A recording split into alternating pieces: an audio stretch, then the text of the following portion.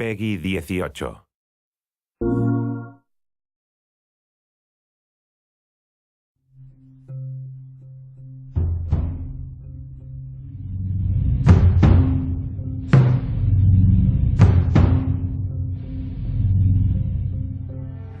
We really want to make sure that there's that contrast between the negative space and then the high tension spikes. You need the exploration, you need the scavenging, you need something to say like, okay, I'm setting a certain tone and a patina here so that then we can contrast that with some stark changes. We need the intensity to strike a different chord.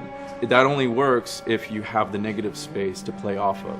We wanted you to be forced to make some choices in the world that showed how depleted the resources were. You know the drill. Look around, see if there's anything we can use. And we really wanted to give you a reason to go explore this space. It's like, well, you need to look for supplies that will help you survive another day in this world. Throughout the world, the player finds all sorts of different pieces of items, such as rags, alcohol, bits of broken blades, bindings, and you can combine these together in different ways in order to create items that are useful for surviving in this world. Some items in the recipes require the same combinations of things or the same types of resources, so you have to make this choice: do I want to go offensive with it, do I want to go defensive with it? I can find a bottle of alcohol and some rags and I can create a Molotov cocktail from it. That's going to help me take out a couple guys if I use it appropriately.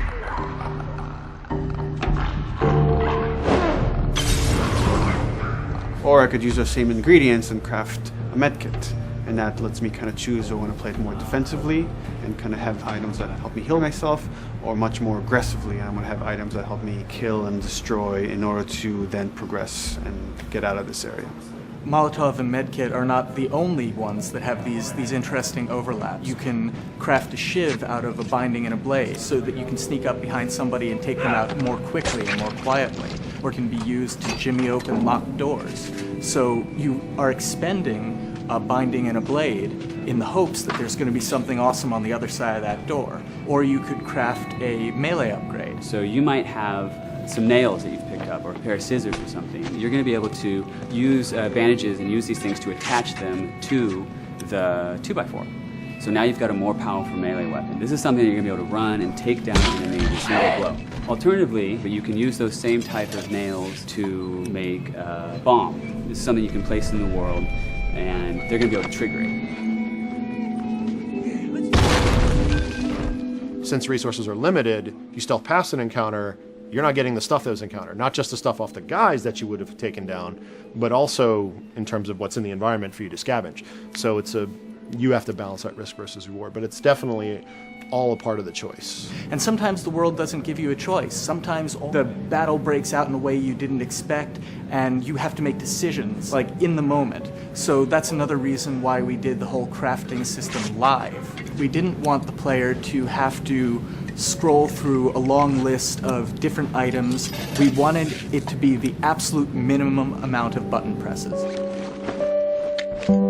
The thing that I hate about any game's UI is when it pulls you out of the game for too long. So that was a challenge to reduce it all to that half of a screen. And you want to see Joel, you want to see what's going on around him, and be aware of what's happening, so you don't have an infected run up on you and start beating on you when you're crafting shivs and stuff. So we needed to make it streamlined and fast enough that you felt like you could take just that moment and be able to craft that thing that's going to mean your survival in the next 30 seconds or your failure to survive.